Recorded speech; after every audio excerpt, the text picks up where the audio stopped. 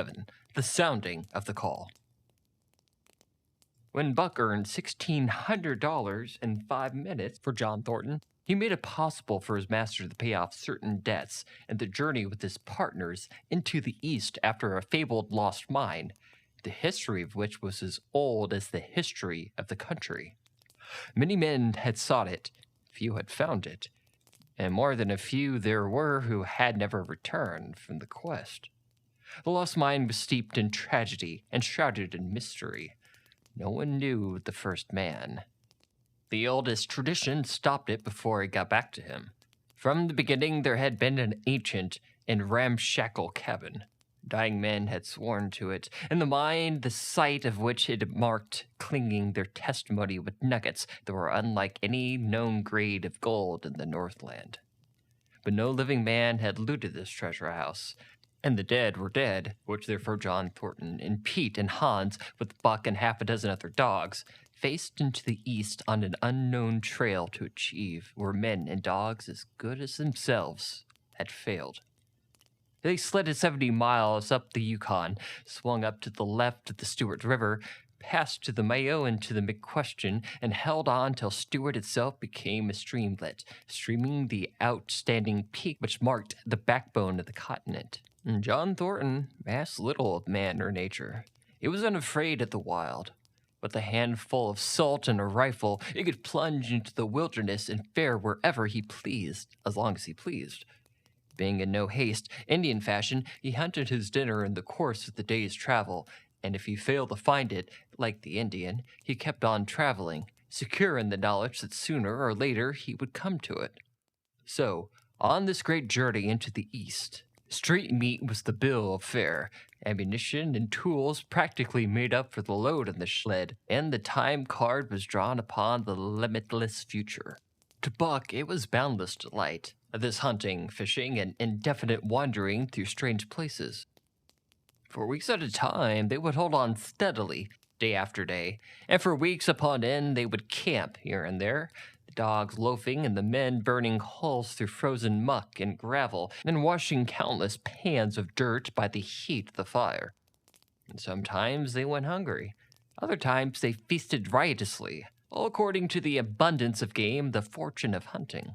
Summer arrived, and the dogs and men packed on their backs, rafted across blue mountain lakes, and descended or ascended unknown rivers in slender boats, wispawed from the standing forest. The months came and went, and back and forth they twisted through the uncharted vastness, where no men were, yet where men had been if the lost cabin were true.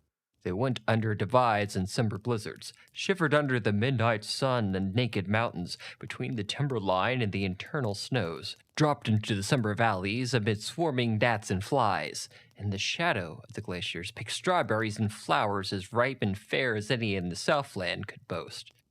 In the fall of that year they penetrated a weird lake country, sad and silent, where Wilfro had been, where then there was no life nor sign of life. Only the blowing of chill winds, the forming of ice in sheltered places, the melancholy of rippling waves on lonely beaches. And through another winter they wandered on the obliterated trails of men who had gone before.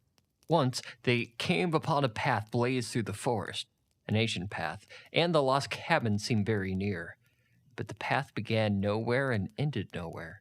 And it remained mystery, as the man who made it and the reason he made it remained mystery. Another time they chanced upon the time-graven wreckage of a hunting lodge, and amid the shreds of rotted blankets, John Thornton found a long-barreled flintlock. He knew it for a Hudson Bay Company gun of the young days in the Northwest, when such a gun was worth its weight in beaver skins packed flat. And that was all. No hint as to the man who, in early day, had reared the lodge and left the gun among the blankets. Spring came on once more, and at the end of all their wandering, they found not the lost cabin, but a shallow placer in a broad valley, where the gold showed like yellow butter across the bottom of the washing pan. They sought no further. Each day they worked earned them thousands of dollars in clean dust and nuggets, and they worked every day. The gold was stacked in moose-hide bags, 50 pounds to the bag, and piled like so much firewood outside the Spruce Bough Lodge. Like giants, they toiled, days flashing on the heels of days like dreams as they heaped the treasures up. There was nothing for the dogs to do, save the hauling in of meat now and again that Thornton killed, and Buck spent long hours musing by the fire. The vision of the short-legged hairy man came to him more frequently, now that there was little work to be done, and often, blinking by the fire, Buck wandered with him in that other world which he remembered. The salient thing of this other world seemed fear. When he watched the hairy man sleeping by the fire, head between his knees and hands clasped above, Buck saw that he slept restlessly, with many starts and awakenings, at which times he would peer fearfully into the darkness and fling more wood upon the fire. Did they walk by the beach of a sea where the hairy man gathered shellfish and ate them as he gathered it? It was with his eyes that roved everywhere for hidden danger, and with its legs prepared to run like the wind at his first appearance. Through the forest they crept noiselessly, Buck at the hairy man's heels. They were alert and vigilant, the pair of them, ears twitching and moving and their nostrils quivering, for the man heard and smelled as keenly as Buck. The hairy man could spring up into the trees and travel ahead as fast as on the ground, swinging by the arms from limb to limb, sometimes a dozen feet apart, letting go and catching, never falling, never missing his grip. In fact, he seemed as much at home among the trees as on the ground, and Buck had memories of nights of vigil spent beneath the trees, wherein the hairy man roosted, holding on tightly as he slept. And closely akin to the visions of the hairy man was the call still sounding in the depths of the forest. It filled him with a great unrest and strange desires. It caused him to feel vague, sweet gladness, and he was aware of the wild yearnings and stirrings, for he knew not what. Sometimes he pursued the call into the forest, looking for it as though it were a tangible thing, barking softly or defiantly as the mood might dictate. He would thrust his nose into the cool wood moss or into the black soil where the long grasses grew, and snort with joy at the fat earth smells. Or he would crouch for hours, as if in concealment, behind fungus-covered trunks of fallen trees, wide-eyed and wide-eared to all that moved and sounded about him. It might be, lying thus, that he hoped to surprise this call he could not understand. But he did not know why he did these various things. He was impelled to do them, and did not reason about them at all. Irresistible impulses seized him. He would be lying in a camp, dozing lazily in the heat of the day, and suddenly his head would lift and his ears would cock up, intent and listening, and he would spring to his feet and dash away. On and on for hours, through the forest aisles and across the open spaces. He loved to run down by the dry watercourses, and to creep and spy upon the bird life in the woods. For a day at a time he would lie in the underbush, where he could watch the partridges drumming and strumming up and down. But especially he loved to run in the dim twilight of the summer midnights, listening to the subdued and sleepy murmurs of the forest, reading signs and sounds as a man may read a book, and seeking for the mysterious something called awakening or sleeping at all times for him to come. One night he sprang from sleep with a start, eager eye, nostrils quivering and scenting, his mane bristling in the recurrent waves. From the forest came the call, or one note of it, for the call was many-noted. Distant and definitive as never before, a long-drawn howl, like, yet unlike, any noise made by a husky dog. And he knew it, in the old familiar way, as the sound heard before. He sprang through the sleeping camp, and in a swift silence dashed through the woods.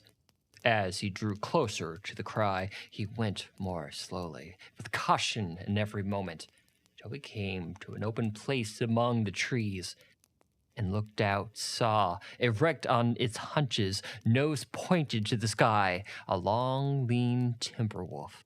He made no noise, yet it ceased from its howling and tried to sense his presence. Buck stalked into the open, half crouching, body gathered compactly together, tail straight and stiff, feet falling with unwanted care. Every moment advertised commingled threatening and overture of friendliness. It was the menacing truce that marks the meeting of wild beasts that prey, but the wolf fled at the sight of him. He followed with wild leapings and a frenzied overtake. He ran him into a blind channel and into the bed of a creek where a timber jam barred the way. The wolf swirled about, pivoting on his hind legs after the fashion of Joe and of all cornered husky dogs, snarling and bristling, clipping his teeth together in continuous and rapid succession of snaps. Buck did not attack, but circled about him and hedged him in friendly advances. The wolf was suspicious and afraid. 3 of him in weight, and his head barely reached Buck's shoulders. Watching his chance, he darted away, and the chase was resumed. Time and time again he was cornered, and the thing repeated, though he was in poor condition. Or Buck could not so easily have overtaken him. He would run till Buck's head was even with his flank, when he would whirl around at bay, only to dash away again at the first opportunity. But in the end, it was Buck's pertinacity that was rewarded, for the wolf, finding that no harm was intended, finally sniffed noses with him. Then they became friendly and played about in the nervous, half-coy way which fierce beasts belittle their fierceness.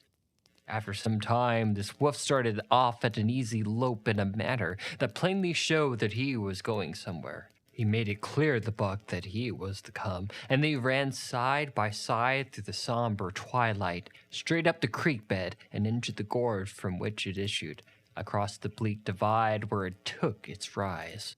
On the opposite slope of the watershed, they came down into a level country, where were great stretches of forest and many streams, and through these great stretches they ran steadily, hour after hour, then sun rising higher and all the day growing warmer.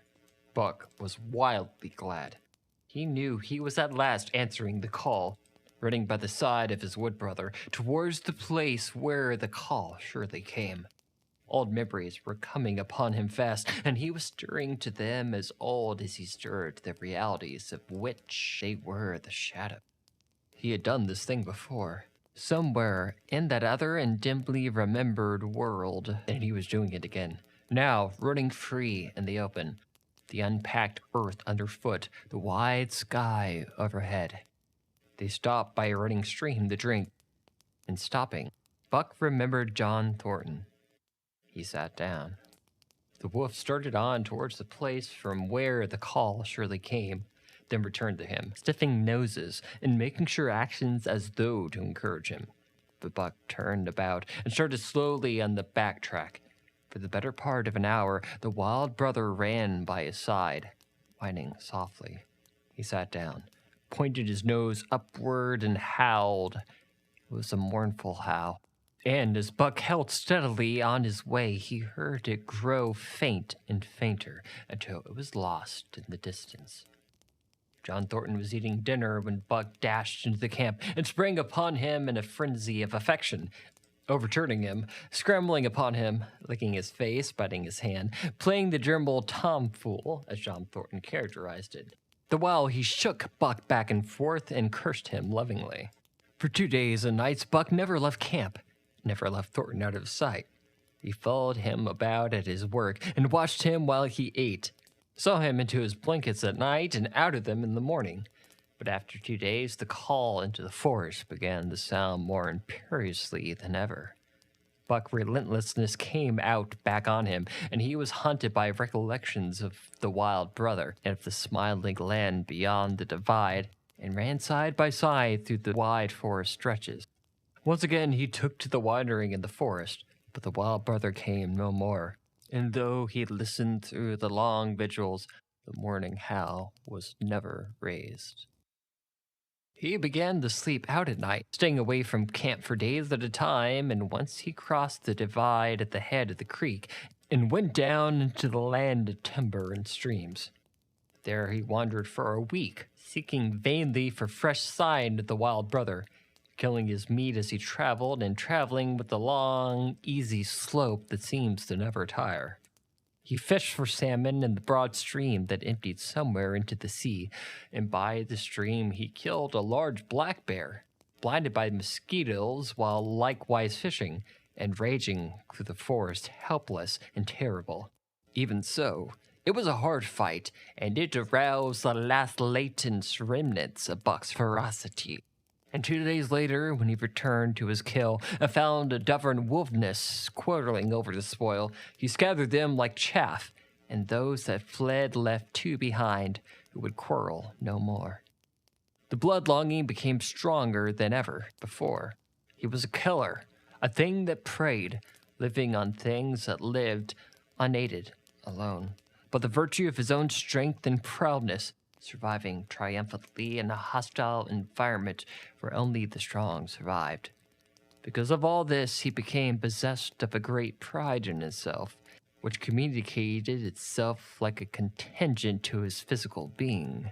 It advertised itself in all his movements, which was apparent in play of every muscle, spoke plainly as speech in the way he carried himself, and made his glorious furry coat, if anything, more glorious.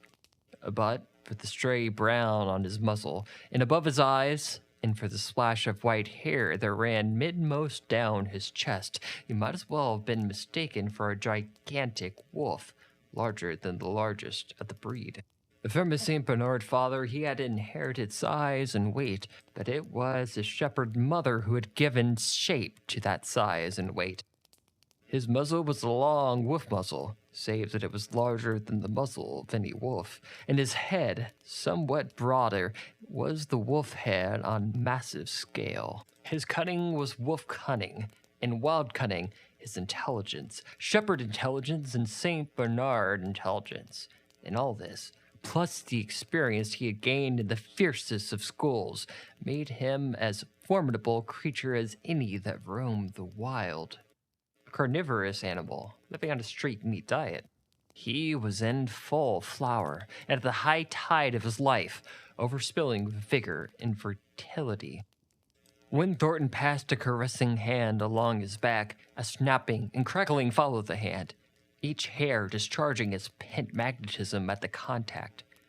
Each part, brain and body, nerve, tissue, and fiber, was keyed to the most exquisite pitch. And between all the parts was a perfect equilibrium or adjustment. To sights and sounds and events which required action, he responded with lightning-like rapidity. Quickly as a husky dog could leap to defend from attack or to attack, he could leap twice as quickly. He saw the movement, or heard sound, and responded in less time than another dog required to encompass the mere seeing or hearing. He perceived and determined and responded in the same instant. In a moment of fact, 3 actions of perceiving, determining, and responding were sequential. But so infinitesimal were the intervals of time between them that they appeared simultaneous. His muscles were supercharged with vitality and snapped into place sharply like steel springs. Life streamed through him in splendid flood, glad and rampant, until it seemed it would burst from asunder in sheer ecstasy and pour forth generously over the world. Never was there such a dog, said John Thornton one day, as the partners watched Buck marching out of the camp. When he was made, the mold was broke, said Pete. By jingo, I think so, Mitza, Hans affirmed. They saw him marching out of camp, but they did not see the instant and terrible transformation which took place as soon as he was within the secrecy of the forest. He no longer marched. At once he became a thing of the wild, stealing along softly, cat-footed, a passing shadow that appeared and disappeared among the shadows. He knew how to take advantage of every corner, to crawl on his belly like a snake, and like a snake to leap and strike. He could take a ptarmigan from its nest, kill a rabbit as it slept, and snap in midair the little chipmunks fleeing a second too late for the trees. Fish in open pools were not too quick for him, nor were beaver, mending their dams, too wary. He killed to eat, not so much from wantonness, but he preferred to eat what he killed himself. So our lurking humor ran through his deeds, and it was his delight to steal upon the squirrels, and when he all but had them, to let them go, chattering in mortal fear to the treetop. As the fall of the year came on, the moose appeared in the greater abundance, moving slowly down to meet the winter in the lower and less rigorous valleys. Buck had already dragged down a stray part-grown calf, but he wished strongly for the larger and more formidable quarry, and he came upon it one day on the divide at the head of the creek. A band of 20 moose had crossed over from the land of streams and timber, and chief among them was a great bull. He was in savage temper, and, standing 6 feet from the ground, was as formidable an antagonist as even Buck could desire. Back and forth the bull tossed his great helmeted antlers, branching to 14 points and embracing 7 feet within the tips. His small eyes burned with a vicious and bitter light, which he roared with fury at the sight of Buck. From the bull's side, just forward at the flank, protruded a feathered arrow end, which accounted for his savageness. Guided by that instinct which came from the old hunting days of the primordial world, Buck proceeded to cut the bull out from the herd. It was no slight task. He would bark and dance about in front of the bull, just out of reach of the great antlers and the terrible hooves which could have stamped out his life with a single blow. Unable to turn his back on the fanged danger and go on, the bull would be driven into a paroxysm of rage. At such moments he charged Buck, who retreated craftily, luring him by his stimulated inability to escape.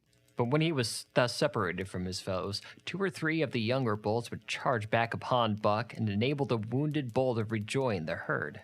There is a patience of the wild, dogged, tireless, persistent as life itself, that holds motionless for endless hours the spider in its web, the snake in its coils, a panther in its ambuscade. This patience belongs particularly to life when it hunts its living food, and it belonged to Buck as he clung to the flank of the herd, retarding its march, irritating the young bulls, worrying that the cows with their half-grown calves, and driving the wounded bull mad with helpless rage. For half a day this continued. Buck multiplied himself, attacking from all sides, enveloping the herd in a whirlwind of menace, cutting out his victim as fast as it could rejoin its mates, wearing out the patience of creatures preyed upon, which is the lesser patience than that of creatures preying. As the day wore on and the sun dropped to its bed in the northwest, the darkness had come back and the fall nights were 6 hours long. The long bulls retraced their steps more and more reluctantly to the aid of their beset leader. The down-coming winter was harrying them onto the lower levels, and it seemed they could never shake off this tireless creature that held them back. Besides, it was not the life of the herd or the young bulls that was threatened. The life of only one member was demanded, which was a remoter interest in their own lives, and the end in which they were all content to pay the toil. As twilight fell, the old bull stood with lowered head, watching his mates. The cows he had known, the calves he had fathered, the bulls he had mastered. As they shambled on at a rapid pace through the fading light, he could not follow, for before his nose leapt the merciless fanged terror that would not let him go. 300 weight more than half a ton he weighed. He had lived a long, strong life, full of fight and struggle. At the end, he feared death, the teeth of a creature whose head did not reach beyond his great knuckled knees.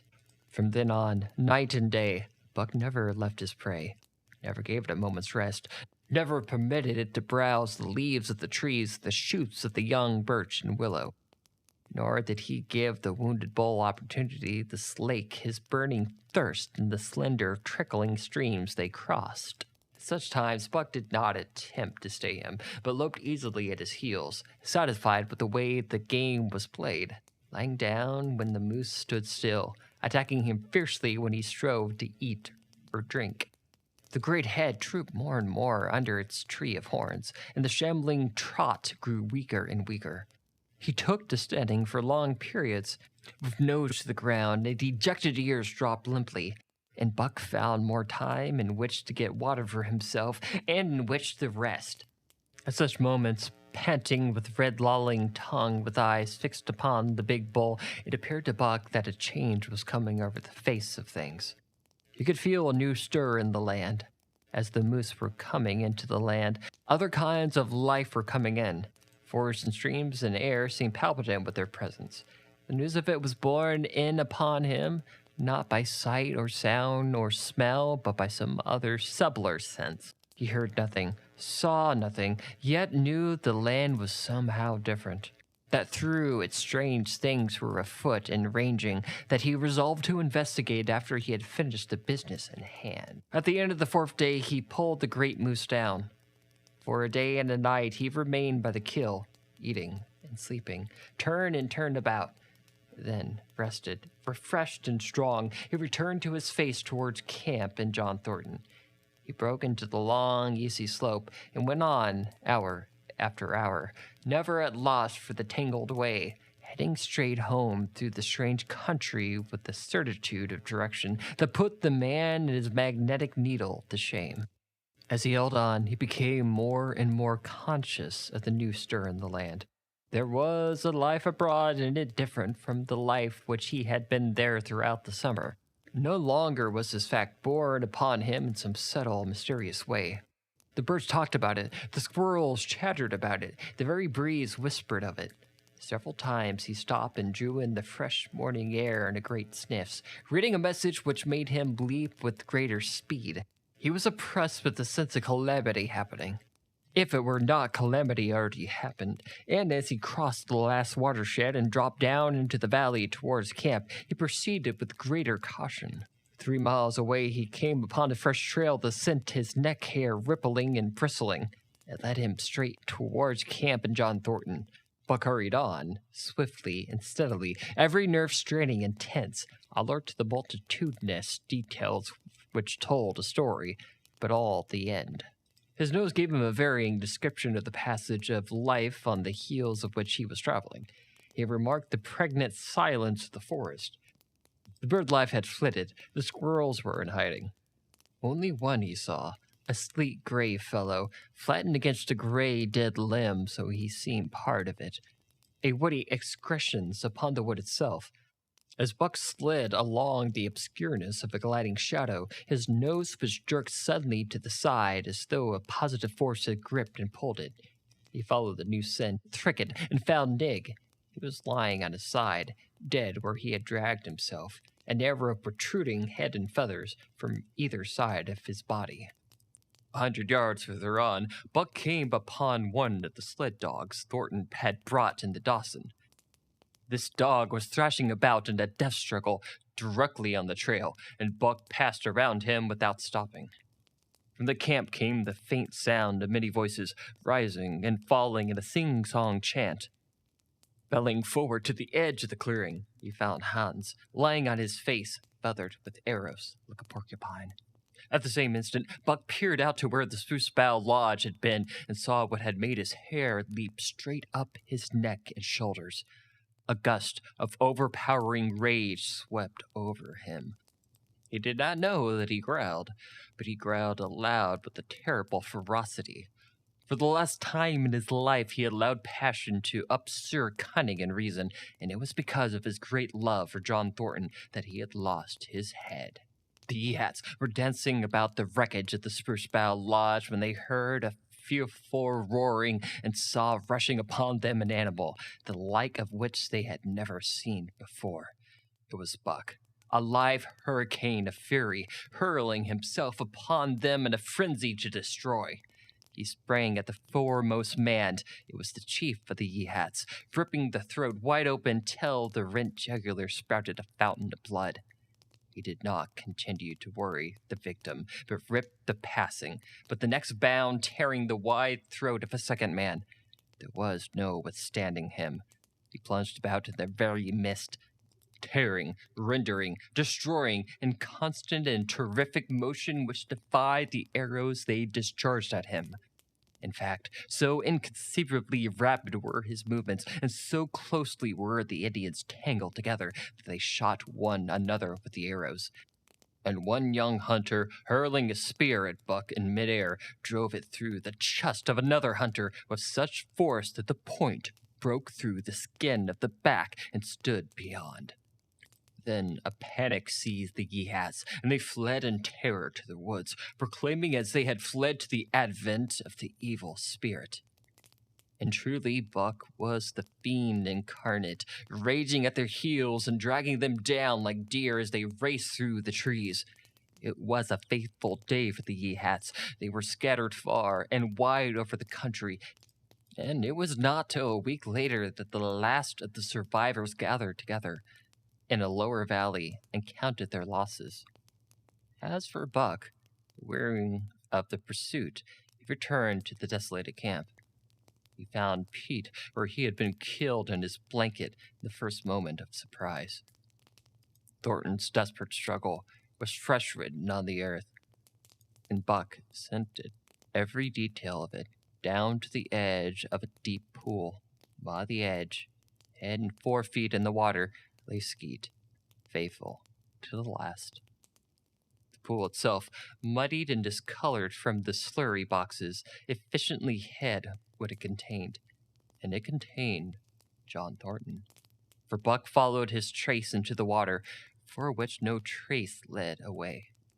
All day, Buck brooded by the pool, or roamed recklessly about the camp. Death, as a secretion of movement, as a passing out and away from the lives of the living, he knew John Thornton was dead.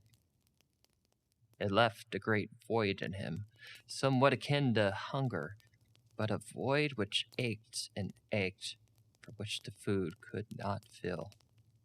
At times, when he paused to contemplate the carcass of the Yehats, he forgot the pain of it, and at such times he was aware of such great pride in himself, pride greater than any he had yet experienced. He had killed a man, the noblest game of all. He had killed in the face of the law of the club and fang. He sniffed the bodies curiously. They had died so easily. It was harder to kill a husky dog than them.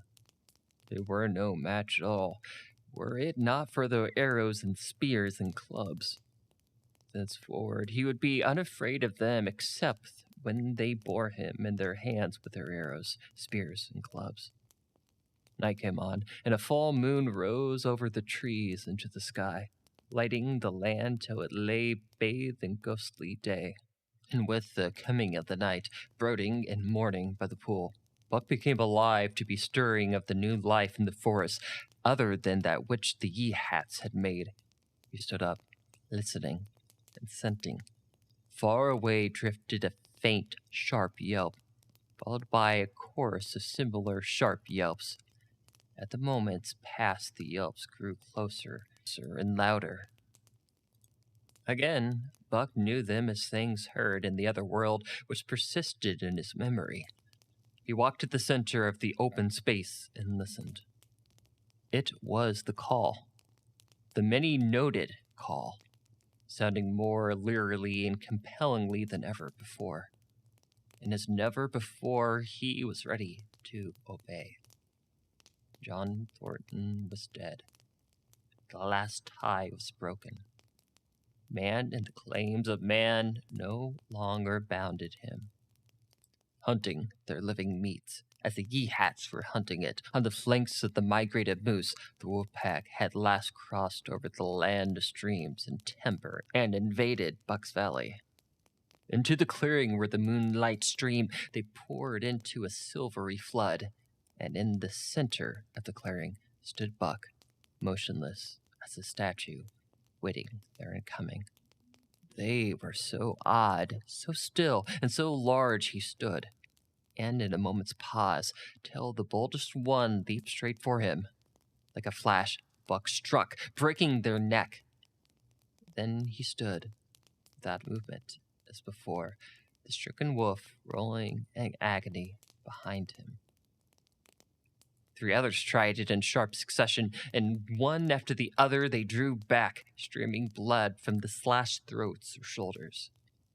This was sufficient to fling the whole pack forward, pell-mell, crowded together, blocked and confused by the eagerness to pull down the prey. Buck's marvelous quickness and agility stood him in good stead. Pivoting on his hind legs and snapping and gashing, he was everywhere at once, presenting a front which was apparently unbroken so swiftly that he did swirl and guard from side to side. But to prevent them from getting behind him, he was forced back and down past the pool and into the creek bed, till he brought up against a high gravel bank. He worked along to make a right angle in the bank, which the men had made in the course of mining, and in this angle he came to bay, protect on the three sides with nothing to do but face the front. And so well did he face it, at the end of a half an hour, the wolves drew back discomforted. The tongues of all were loud and lulling, the white fangs showing cruelly white in the moonlight. Some were lying down with the heads raised and ears pricked forward. Others stood on their feet, watching him. And still others were lapping water from the pool. One wolf, long and lean and gray, advanced cautiously in a friendly manner, and Buck recognized the wild brother in whom he had run for a night and day. He was whining softly, and as Buck whined, they touched noses. Then an old wolf, gaunt and battle-scarred, came forward. Buck writhed his lips into the preliminary of a snarl, but sniffed noses with him. Whereupon the old wolf sat down, pointed a nose at the moon, and broke out in the long wolf howl. The others sat down and howled. And now the call came to Buck in unmistakable accents. He, too, sat down and howled. This over, he came out of his angle, and the pack crowded around him, sniffing in a half-friendly, half-savage manner. The leaders lifted the yelp of the pack and sprang away in the woods. The wolves swung in behind, yelping in chorus, and Buck ran with them, side by side with the wild brother, yelping as he ran. And here may well end the story of Buck. The years were not many when the Yeehats noted a change in the breed of timber wolves, for some were seen with the splashes of brown on the head and muzzle, and with the rift of the white centering down the chest. But more remarkable than this, the Yeehats tell of a ghost dog that runs at the head of the pack. They were afraid of this ghost dog, for it has cunning greater than they, stealing from their camps with the fierce winters, robbing their traps, slaying their dogs, and defying their bravest hunters. Nay, the tale grows worse. Hunters there are who fail to return to camp, and hunters there have been whom their tribesmen found with throats slashed cruelly open, and with wolf prints about them in the snow, greater than the prints of any wolf. Each fall, when the Yeehats follow the movement of the moose, there's a certain valley which they never enter, and women there are who become sad when the word goes over the fire of how the evil spirit came to select that valley for an abiding place. In the summers there is one visitor, however, to the valley, of which the Yeehats did not know. It was a great, glorious coated wolf, like and unlike all the other wolves. He crossed alone from the smiling timber land and comes down into an open space among the trees. Here a yellow stream flows from the rotted moose hide sacks and sinks into the ground, with long grasses growing through it and vegetable mold overrunning it and hiding its yellow from the sun. And here he muses for a time, long and mournfully, ere he departs. But he is not always alone. When the long winter nights come on and the wolves follow their meat and into the lower valleys, he may be seen running at the head of the pack through the pale moonlight or glimmering borealis, leaping gigantically above his fellows, his great throat a bellow as he sings the song of the younger world, which is the song of the pack. The end.